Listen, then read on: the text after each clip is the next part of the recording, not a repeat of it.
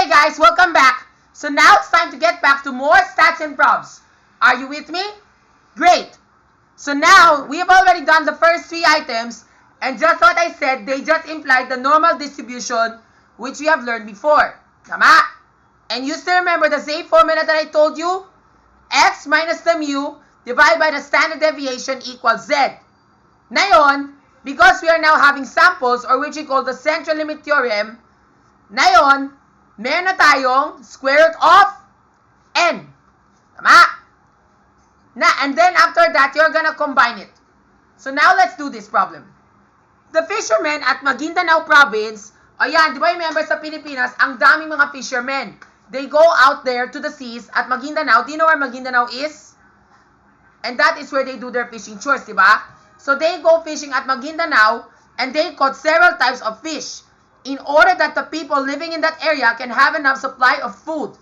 Ayan. Kasi nga, you know naman talaga, shout out to you mga fishermen out there, because I know naman talaga it's always their obligation to do fishing every morning. Di ba? Most of the time, they wake up mga 4 a.m., 5 a.m., kumising sila na mas maaga para they can go out to the seas and fish for food.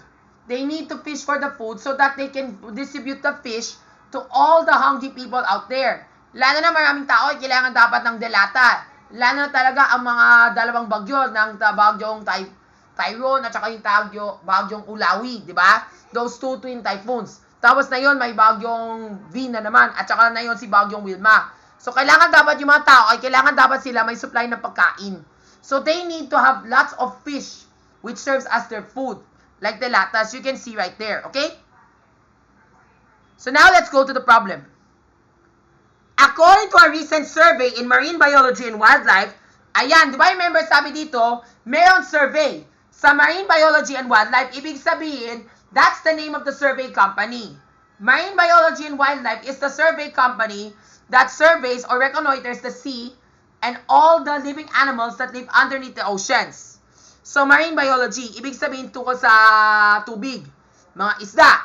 So, according to their survey, the average weight of fish in the sea, the average weight of caught fish in the sea is 270 grams, whereas the standard deviation is 60 grams. Ibig sabihin, kasi nga mali talaga yung grammar ko dito, ibig sabihin, the average weight of the fish caught in the sea, from the sea, caught, ibig sabihin, di ba remember yung mga fishermen, ay nangingisda sila, tama? So they fish for food. And then the average weight of how much they caught fish, and the weight is always 270. Kasi nga based on the fishermen they caught, they weigh it. Pero according to Marine Biology Wildlife, they survey, and that is their sample mean. 270 grams is the average mean. But I think it's not exactly 270 grams dahil meron sila mga ibang species ng isda na mas malaki. Halimbawa, ng super grouper. That will be more than, or maybe a big, a massive lapu-lapu, or a big shredded-hearted fin. I do not know what you call that, but I know there are lots of other species or types of fishes that whose weight are bigger. And whose sizes are bigger, kaya naman, mas malaki talaga ang size. So, yan. Okay? And the standard deviation is 60 grams. Now, here are the questions that follow. Letter A. Using the normal distribution, ayan, mag-normal distribution na naman tayo. Find the probability that the fish caught, that the average weight of fish caught by the fishermen weighs less than 150 grams or more than 210 grams. Ayan. Now, this is a bit kind of complex, pero take note, madili lang yan. Okay, let's understand the following. So, diba remember sabi ko dito, it says here, find the probability that the fish caught, that the weight of the fish caught by the fishermen weighs less than 150 grams or more than 250 grams. So let's draw this in our normal distribution. So looking at our normal distribution right here, what does it ask for? It weighs less than 150 grams. So we draw the normal distribution as you can see here. The mean is 270, the standard deviation is 60. So let's add 60 to the right. That's 330, 390, and 450. Then on the left side, you have 210, 150, and 90. At yan, di ba sabi there's 150 grams. And 150 grams is right here. Sa dalawa. Dito siya. And this is what it asks for, di ba? Shade whatever's being asked. Kaya lang, the second one, sabi dito, it weighs more than 210 grams. Nasaan ang 210 grams? Ang 210 grams ay dito, di ba? Sa negative 1. Pero is it more than or less than? More than. So, kapag more than, dito.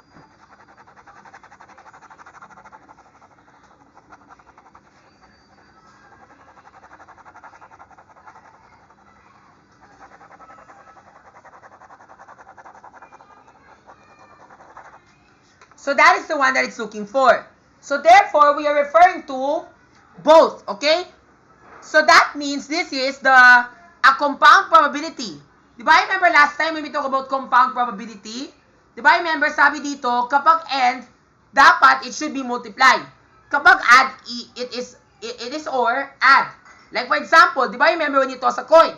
Find the probability that you will get heads or tails. And that is 2 out of 2. Diba? Because, diba, remember, if it's either head or either tails, diba? Kaya naman, this one, the satisfaction here, it should be less than 150 or more than 210. So, therefore, it refers to both of these. Pero how can we solve for both of that? Here's one solution that we can do. Siguro, let's try the one that is not shaded first. But remember, we always consider that the one is shaded. So, let's solve for the z-score. So, let's try 210 muna. So, if x were 210, di ba remember it will go like this. 210 minus 270, then divided by the standard deviation, which is 60. Di ba? So, that becomes negative 60, divided by 60, and that becomes negative 1. So, that is the z-score. Dito siya. Next. And then, the second one is 150. 150 minus 270, divided by 60. That is negative 120. Negative 120 divided by 60 is negative 2. So therefore, that is our answer. So therefore, the z-scores lie in between negative 1 and negative 2. Diba? Remember what is the z-score for negative 1? The z-score for negative 1 is 34.13%. Diba? That is the answer in probabilistic value. Okay?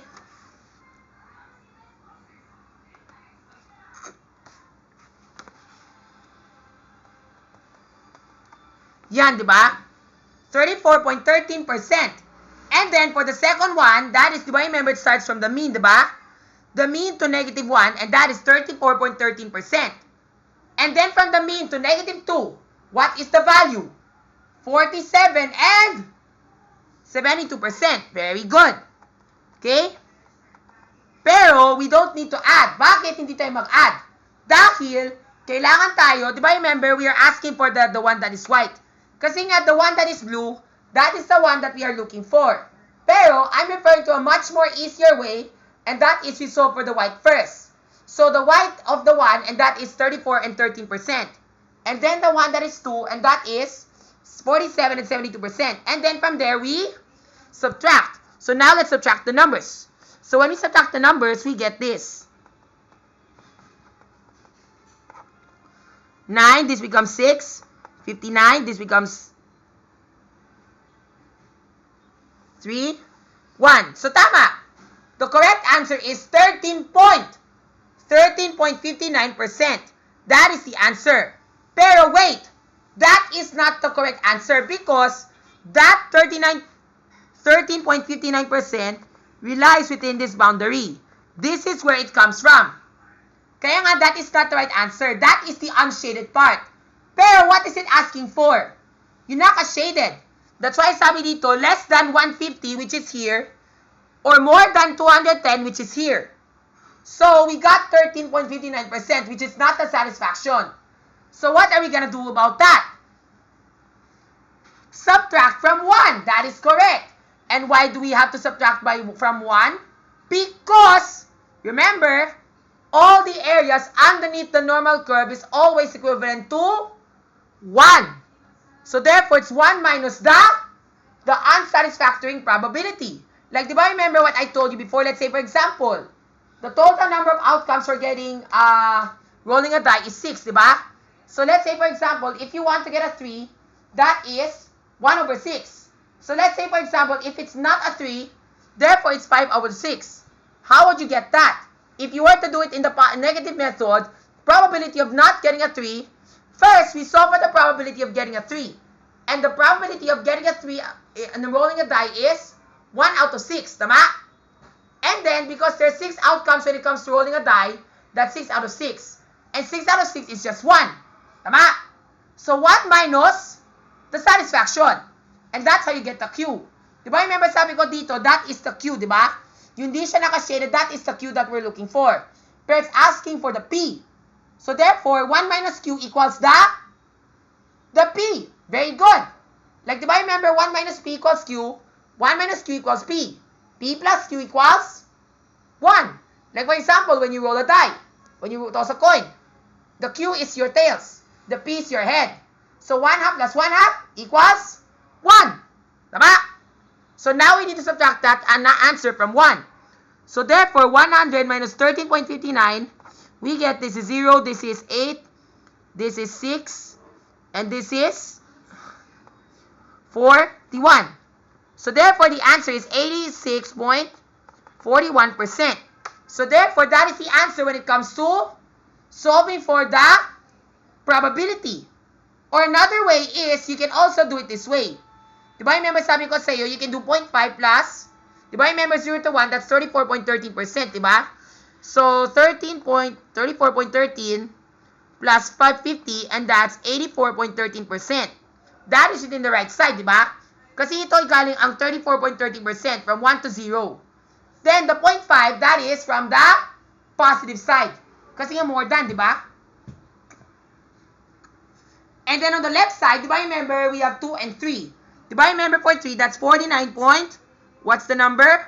49.87, am I right? 49.87 minus 47.72. We get 5, 5, 2. Diba? So that's 2.55%. Then we add. Do we still get 86.41? Yes, we did, diba? So 2.55, diba, remember, nag-add tayo dito. So we get 8, 6. Tama, we still get 86.68%. I wonder what was the right answer ba for that number. Let me check my stats and props book.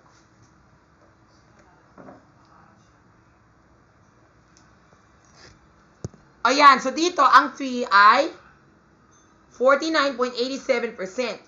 Then, di ba remember dito, ang 2 ay 47.72%. So, when I subtract that, di ba remember that becomes 1. Ah, tama. This is 1, not 5. So, therefore, tama. That becomes 86 point.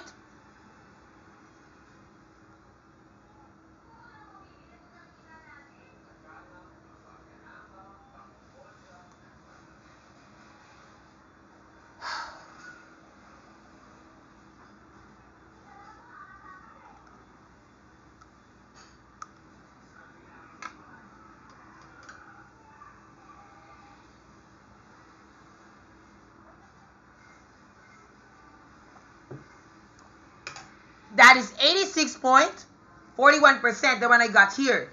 This one, I got it from a different answer, but I know talaga they will still be the same. Kasi nga this one, this is supposed to be 47.72, di ba? The z-square of 2 is 47.72, di ba? And then, for the 3413, that is for 1, di ba? And then we subtract, we get 9. 6 minus 1 equals 5. 6 minus 4 equals, and then that becomes 7 minus 4 equals 13. So that's 13.59%. Actually, there's a saying here in the book to tell you why this is true.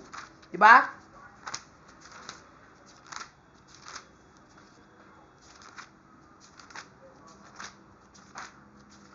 Wait lang muna, I know talaga it's right here.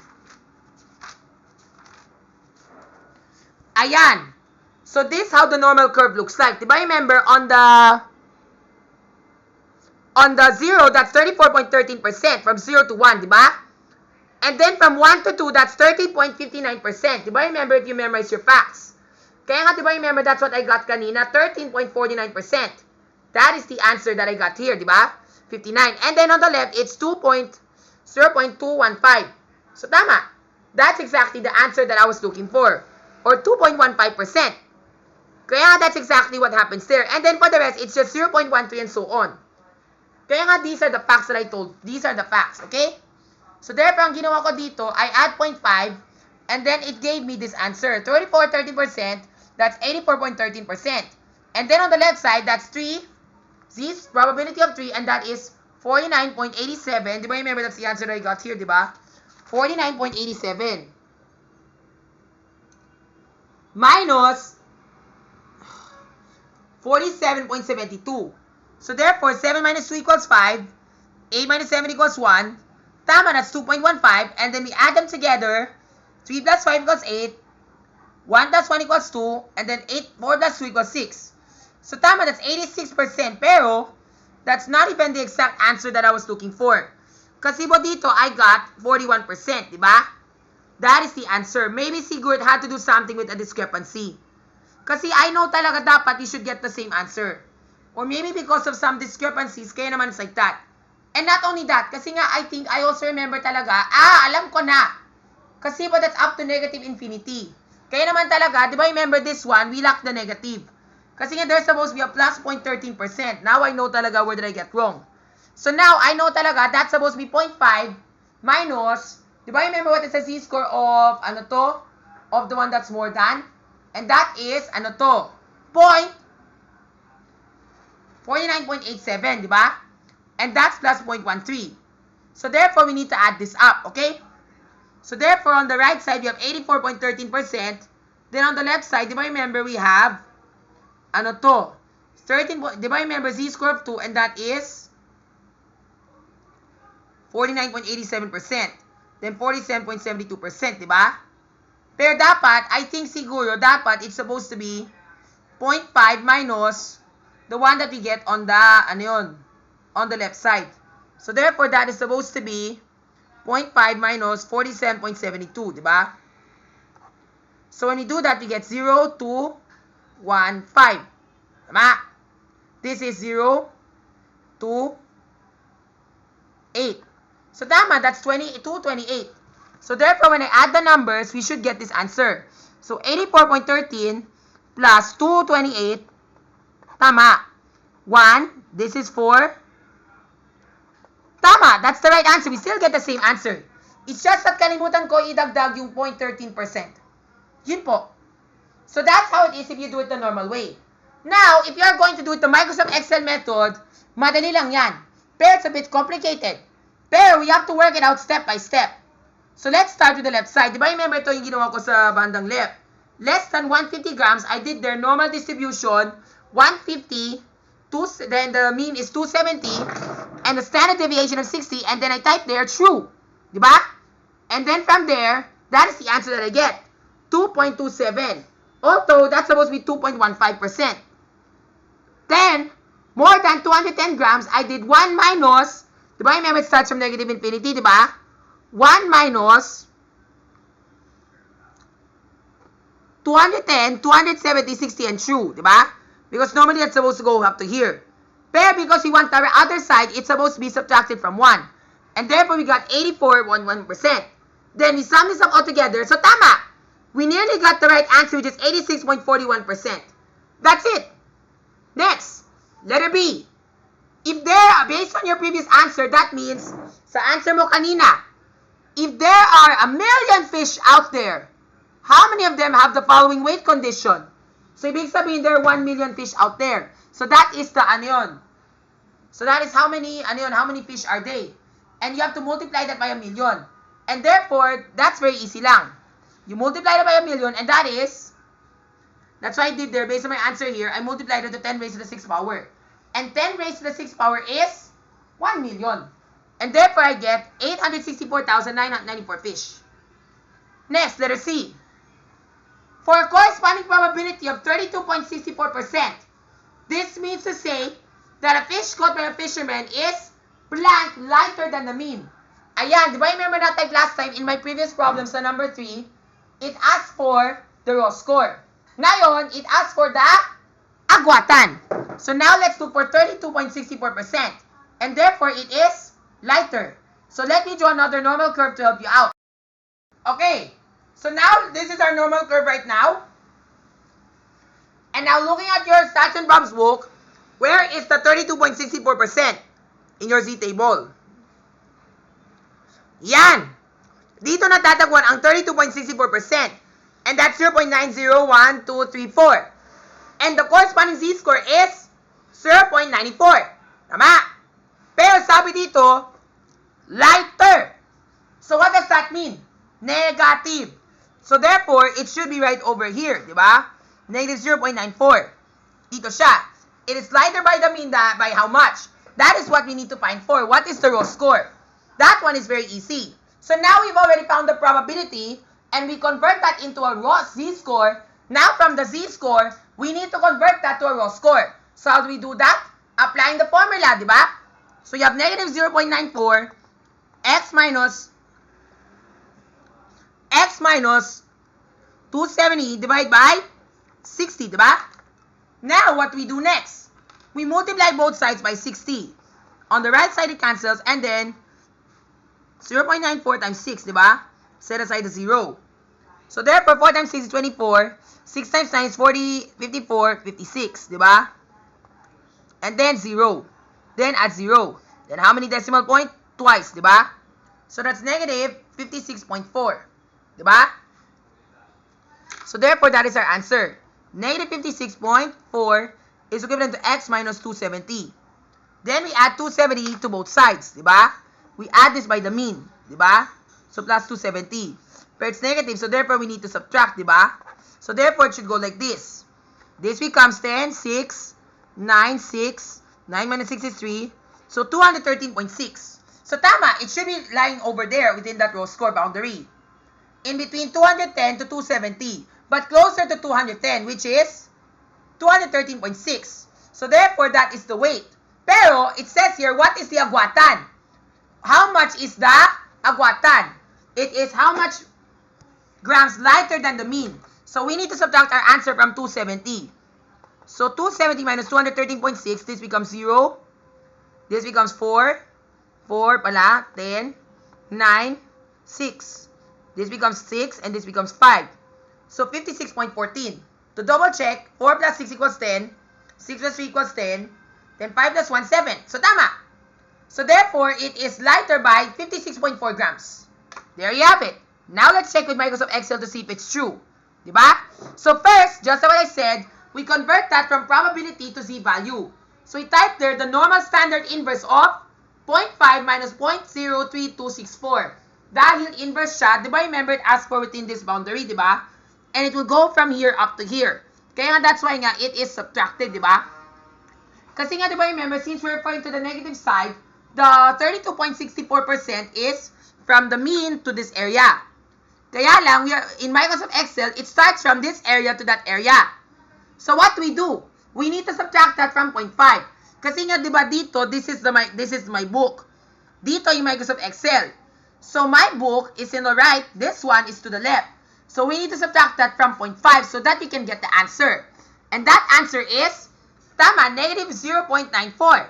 That is the z-score. And now we convert that to a raw score. To do that, we multiply it by 60, then we add 270. And we got this answer, 213.59, which is rounded up to 6. Then the difference is 56.54. Tama! That is the right answer. Very easy. Next, letter D. Suppose that the fisherman fished for 10,000 fish. Wow! Ang dami naman. 10,000 fish. 10,000 na isda. Now, we already have a sample. Find the probability that the fish caught has a sample mean of less than 269 grams or more than 271.55 grams. That one is a bit tricky. But, let me draw another normal curve to help you out. Alright, so now let's go back. So, di ba remember sabi ko dito, we have a sample of 10,000 fish. So, therefore, the 10,000 is our n. And then we take the square root of n. So, what is the square root of 10,000? Okay. Di ba remember, ang 10,000 ay 10 raised to the 4th power. Tama? And 10 raised to the 4th power is equivalent to, di ba remember, that is 10 raised to over 4 1/2. So 4 divided by 2 is 2. So 10 squared, and that's 100. So therefore, the answer is 100. Then, after that,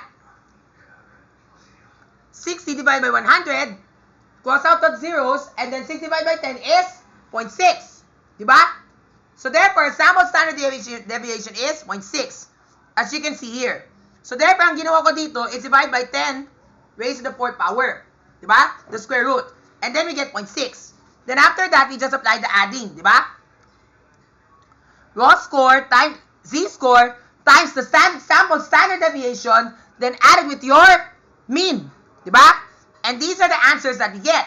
Now, diba remember sabi ko dito, the question is, find the probability that it should be less than 269 grams or more than 271.55 grams. So, where's the 269? Dito, diba? Less than 1 to 2. Negative 1 to negative 2. So, this is the one that it asks for in the negative side. Tama?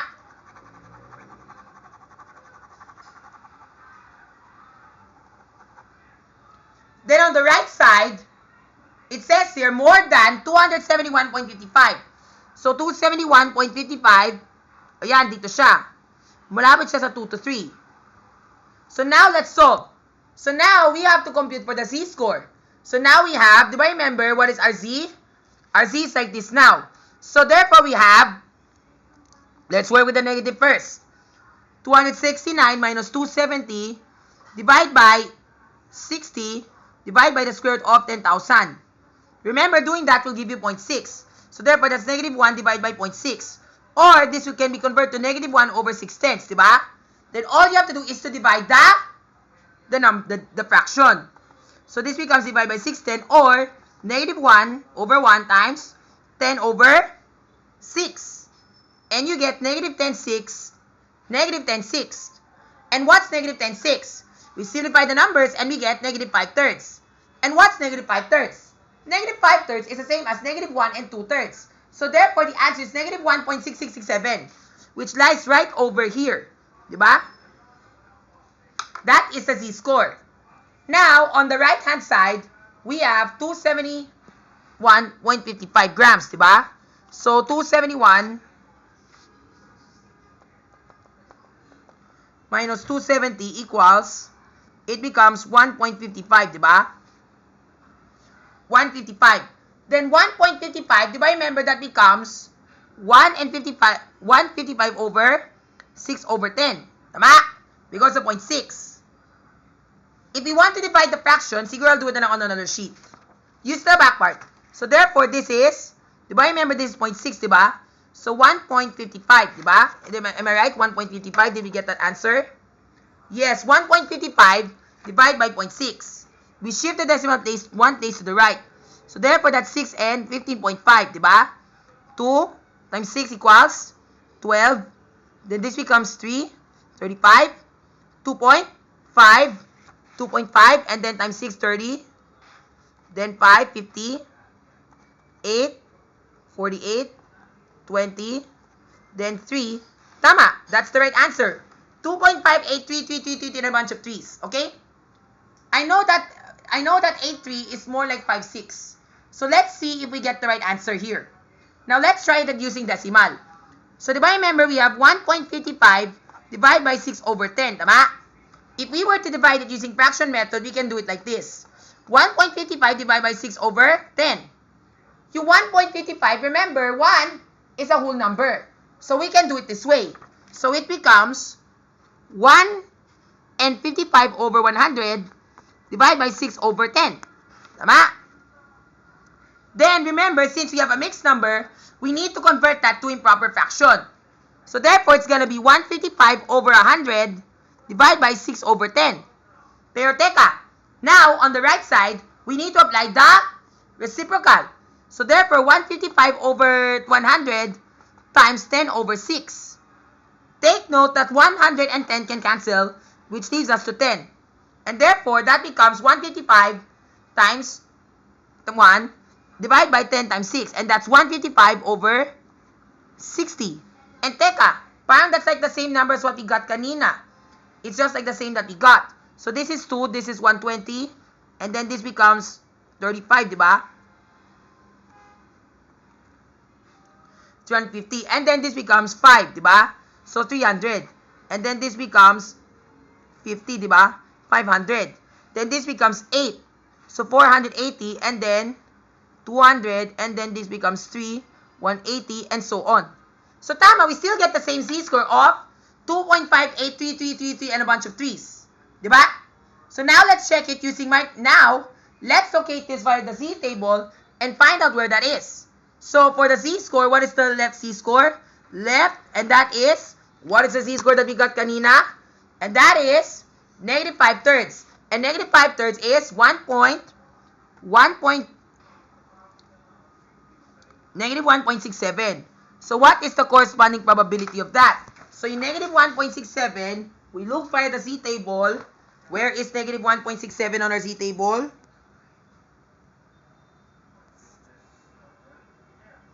Yan, 45.25%. Pero teka, di ba remember that is not the answer yet? Dahil, di ba remember, the 45.25% is right here.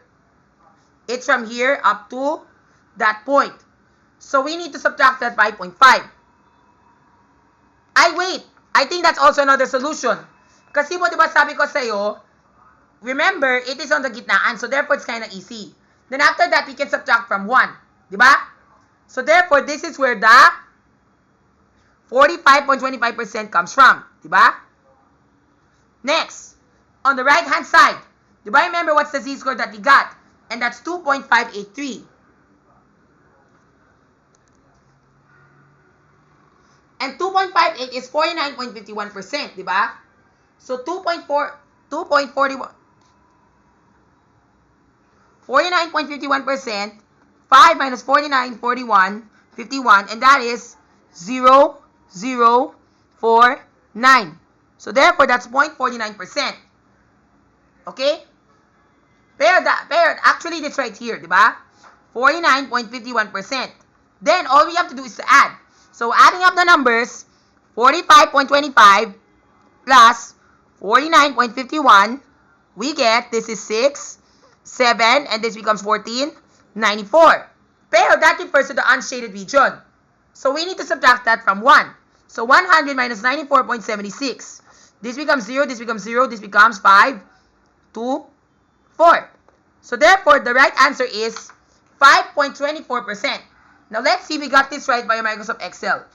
So as you can see, using Microsoft Excel formula, ito yung ginawa ko. Yan, di ba remember less than 269 grams is this? Normal distribution, 260, 270, and then the U250, that is the sample standard deviation of 60 divided by the square root of 10,000. And therefore, we got 0.04%. Just like what we got right over here, di ba?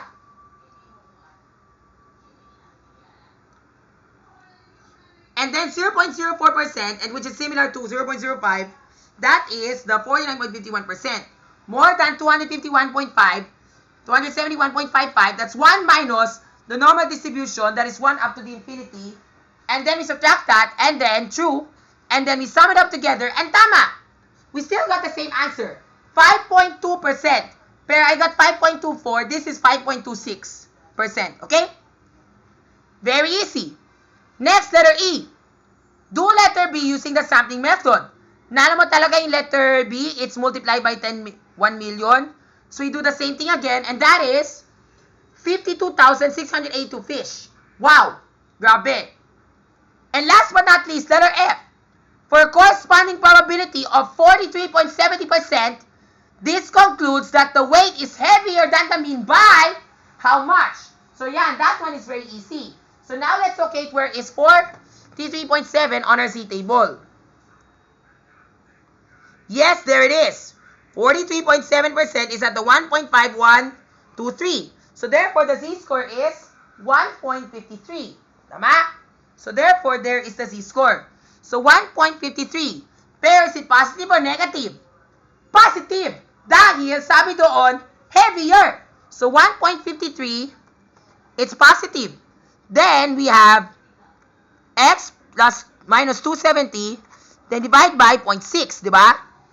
Actually, we can do 0.6, di ba? Because 6 divided by square root of 10,000, square root of 10,000 is 100, 60 divided by 1,000, and that is 100, that's 0.6. So now we multiply that by 0.6.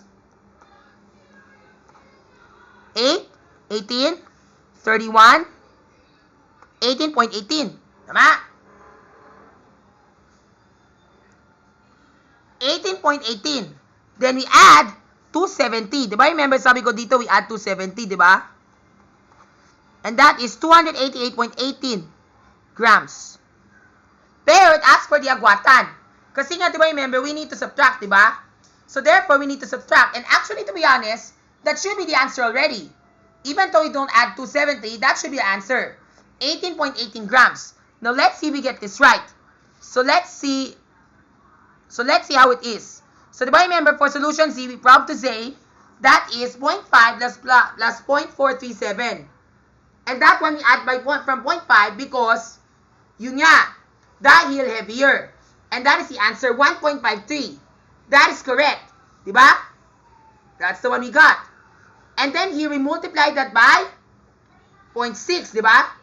Multiplying that by 0.6, we get